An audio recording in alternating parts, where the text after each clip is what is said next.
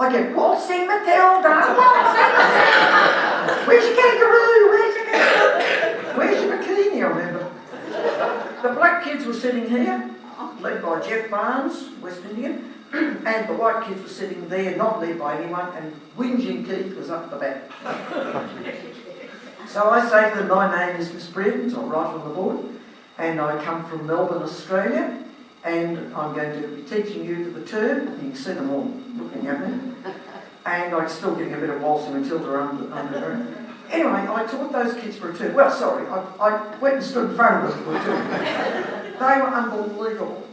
Jeff Barnes, as I say, leader of black kids, he was a really good boss, and so those kids behaved really well. The white kids tended to be negative and so, I mean, wouldn't you be though if you're known as remedial boys? But their learning was very poor and they had no morale. So I thought, right, I found out they weren't even allowed to do what we call intermediate, the year 10, the common certificate all over England, the CGSC, whatever it's called, still there I think. They weren't allowed to do that. They were considered too pathetic of the schools and let them sit that exam. So if they went for a job, they couldn't say, I passed year 10, form 4. But the other year 10 class, which I'll tell you about in a minute, did. They were doing it. So this class, I thought, right, I can teach them anything if they're not sitting for a common exam, because I'll be setting their tests and so on. So I taught them a whole lot of juicy bits of, volcanoes and earthquakes and, well, earthquakes not good at the moment, but urban geography and all this stuff. And I had a really good time. And gradually they started to warm up. Every now and again, a kid would come out, excuse me, I need to have a fix. And he'd have a tourniquet and a hypodermic needle. And I'd say, the first time I said, remembering, don't let them go too long. I said, very well, but don't be too long. Some other times, you'd go out and have a fix, and then you'd be disappeared. I'd send you out to find him, and then I'd send you out to find him. It was unbelievable. Anyway, every now and again they'd ask me questions. Excuse me, Mum, how many people sleep in your bed? Now I thought, I don't think they think I have a raging sex life, so there must be a reason. And I'd say, just me, why? Oh, we've only got 6 beds in our house and there's 11 of us, and my brother sleeps with me in a single bed and he coughed all night and I didn't get any sleep. And my heart would bleed for him. Absolutely bleed. And of course, they had a breakfast program at the school, thank God, because I think a lot of those kids didn't have good going. Now, I took the other year 10s, I had to take them off on an excursion. And the excursion was part of the official British course. You picked your place and everything, but you had to study aspects. It was urban. And so I'd arranged for I got all the notices out to parents and all that. And on the day, I went out to the bus. The other year 10s that I was teaching, they was called 4A or something, no RB. They came out to the bus and they were all dressed casually and everything. And nowadays they get on and get their devices in their ears, wouldn't they? Probably back then they were cutting a bit of leather with knives in the back of the bus. And I get on. I've had a practice run. Mr. Hahn, when he said, you're going to do you've got to take them on this excursion, this field trip. You go south to the North Downs, you go to the village of Westerham, where Winston Churchill grew up, and he said, you'll be doing all this stuff, and he told me. He didn't volunteer to come with me or take his class with mine, anything like I used to always do at my school. As a new teacher, I'd take their class and mine and the teacher, and she'd learn what to do from copying me. And I did that with St Joseph's in Geelong when their teacher was ill, and I got rushed over there to take their boys out on the compulsory excursion.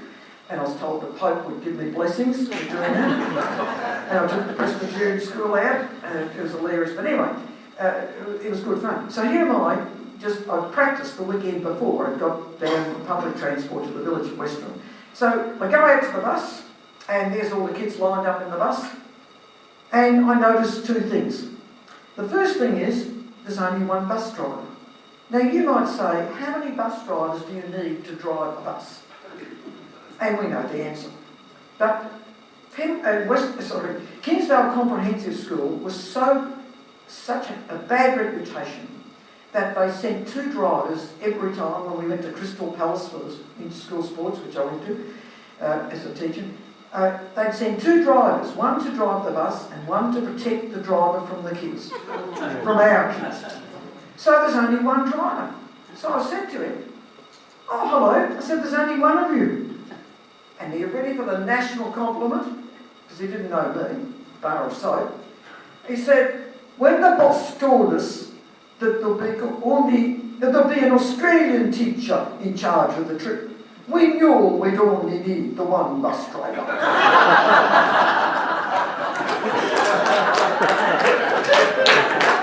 The second thing I noticed, sitting right next to me, because here's the driver, there's the entrance, sitting right next to me in the front seat here is Andreas, one of the kids, and between his legs he's got a shotgun.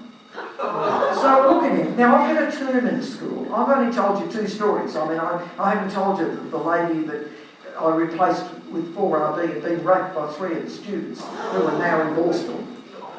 That class witnessed this. So a lot of other things happened, but this is the end of the term nearly, and so nothing surprises me much. You with me there? Yeah. So I said to him, "Is that loaded, that shotgun?" He said, I said, "Why are we bringing a shotgun on a geography excursion?" "Oh, I thought I'd shoot some, we're going to the forest, I thought I'd shoot some rabbits and bring them back for my dad." I said, "You're not shooting rabbits and bringing them back for your dad. You're taking that gun into the school and leaving it in the general office. Shunned." So the driver turns the engine off, and all the rest of the kids couldn't care. They're all doing whatever they're doing.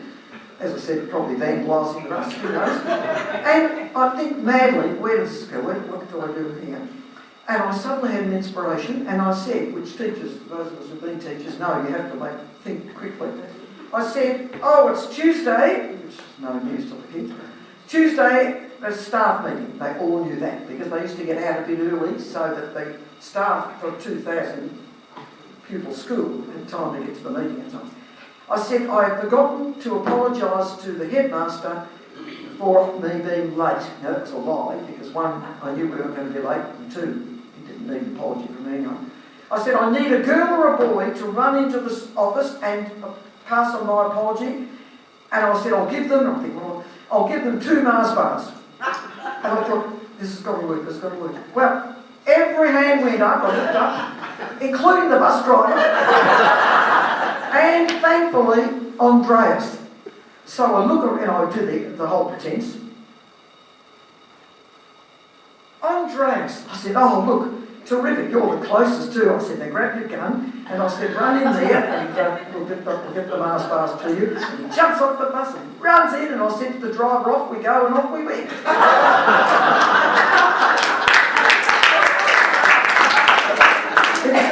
Day, I can bore you with stories of that excursion, as you can imagine. They went into the cemetery and they rearranged some of the headstones. They found a snake. Now, England must have harmless snakes, because I've got a photo. This reminds me, I'm not making it up. The 2 kids coming to me and they're holding a snake, and it goes over these arms, down there, and over 2 other arms. "Look, miss, look, I just found." I said, "Put it back." What did he say? They covered the Winston Churchill statue in the green with sardine sandwiches and crusts and things, but otherwise they weren't too bad. But I'll just finish now. Have I got time still? One was still. I'll tell two quick ones for the price of one. On the train every morning, I'd come down on the train from Victoria, and I'd always have with me Big Tom from Woodwork, Clement, who was very gay, quite openly gay.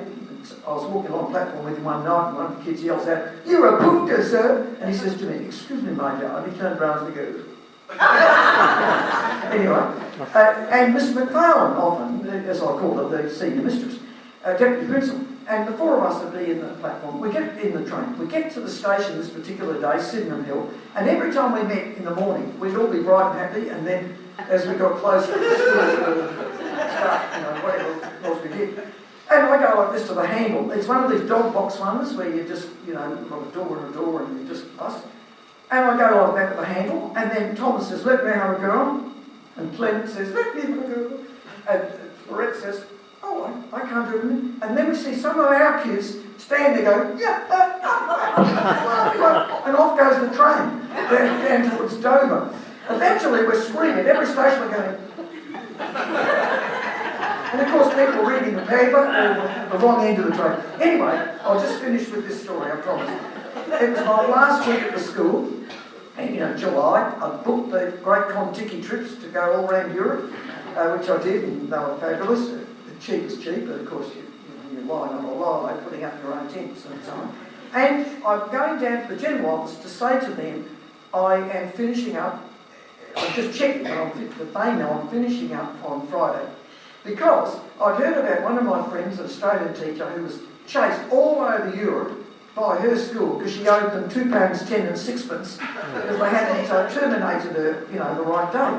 So I'm heading downstairs to the main office, Master and Miss McFarlane and Bursa, and there's on the pale yellow lino, all shiny, two of the boys in their grey pants and white shirts with knives stabbing at each other. And there's blood here and there, And I'm standing there looking in horror. I'm thinking, what's this? I'm thinking, I'm not going to run down in between them, Now, it seemed like ages. It was probably about 5 seconds. And then stab. They hadn't got to a major organ yet, but different time. And suddenly, the little Welsh, whom I haven't described to you, cubic little principal, Mr. Rees from Wales, opened the door of the headmaster's door and came out. And I thought, hallelujah, the headmaster, as they call him. And he came out and he summed it up like that. And he said, boys! And they stopped and they've got, dripping knives. Why don't you kind of go and do that elsewhere? And I told me that was that. Thank you very much.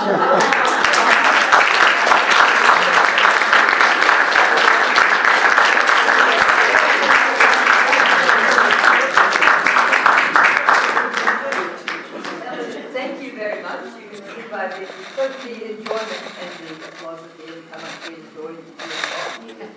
We are the beneficiaries and the better for having a chance to listen to you. It's really lovely. If you have time, is there anyone who has a question for Elida? Like how she survived this experiences?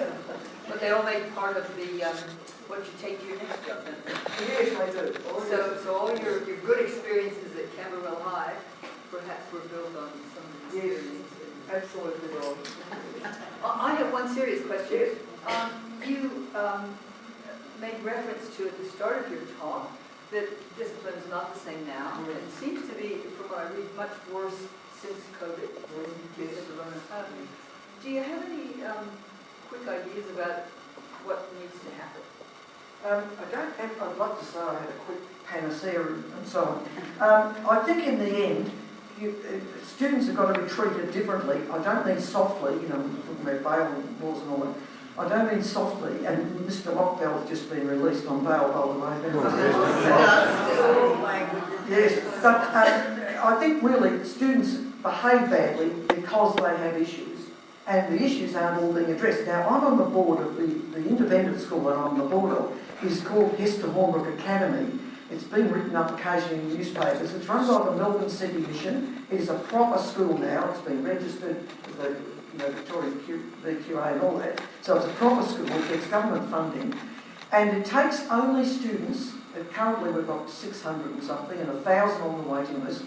Students referred by youth justice, police, youth workers, schools, anyone else that can refer a very troubled young person. They're all school refusers. Their kids have been sometimes in youth detention, or their teenage mothers, or their kids victims of domestic violence, or their drug users, whatever. And in every classroom in this school, and they've got 4 campuses, one's in Sunshine, one's out at Werribee. Every classroom, they have 3 adults. One is the teacher of that lesson. The kids are doing mainstream education department stuff, years 9 to 12. One's the teacher, one's the youth worker, and one's a literacy and numeracy person. Now, the literacy and numeracy person, as the kids come in, let's say Monday morning particularly, how did you go with your homework? And you say, I'm just picking on you. I didn't do it, didn't have a clue. Right, we're going to catch up today, whenever, and we're going to get that done. And that literacy or numeracy person, well, they do both, but it's whether it's the maths or the English part, helps you, and you go home that night with your homework done and you're happy about it. The youth worker looks at every kid as they come into the room and thinks to herself, I'll pick on you now. She's had a bad weekend. You might have bruises, you might be looking despairing, you might look like you're on drugs even. I'm going to sit down with you. So she or he takes you to a little room, beautiful room, they've got all these little breakout rooms with flowers and looking nice, and says, come on, what's happening? And you now trust the youth worker because you've known that person for ages. And you pour it out, and then when you're right, when you've poured it out and I've referred you to something, or I'm going to report it, or I'm offering you whatever help, you get back into class with the mainstream teacher. Now, gradually, it's less and less of that, and the government gives them funding based on, now, and I'll finish on this, gives them money, federal money, based on one major criteria. Now, you're right, if I said, what do you reckon the criteria is to say that this school's working?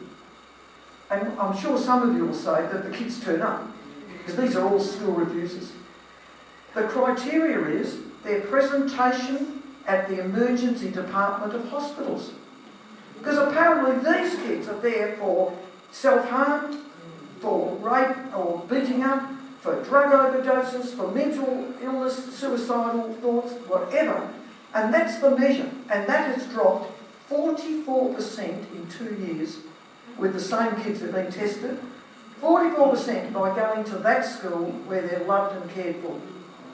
And the parents have to have been trained where they've got most don't have a dad, sadly, or they have a violent dad, whichever. But where the parents are able to be talked to, the parents are getting skills about saying no to your kid, or setting standards for your boy or girl.